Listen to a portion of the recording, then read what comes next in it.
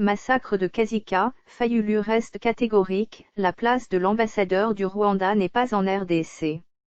La réplique sur Radio France Internationale, RFI, de l'ambassadeur rwandais à Kinshasa, Vincent Karega sur le massacre de Kasika en 1998 dans l'est de la République démocratique du Congo, a accentué l'indignation de Martin Fayulu.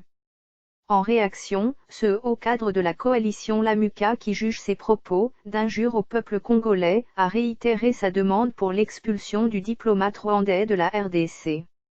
Les propos de l'ambassadeur du Rwanda en RDC, sur RFI ce matin sont un défi lancé au peuple congolais. Avec arrogance, M. Vincent Karega récidive du fait de la faiblesse des institutions illégitimes au pays. Sa place n'est pas en RDC, martèle-t-il. Pour rappel, l'ambassadeur Karega avait réagi lundi 24 août à un tweet d'un internaute congolais sur le massacre de Kasika, au sud Kivu, où ce dernier pointait du doigt des militaires rwandais d'avoir tué, sans relâche plus de 1100 personnes, brûlant des villages entiers sur un trajet de 60 km, de Kilugut à Kasika. Incohérence flagrante entre images. Narratif simpliste pour des accusations graves. Accusé sans évidence s'appelle calomnie.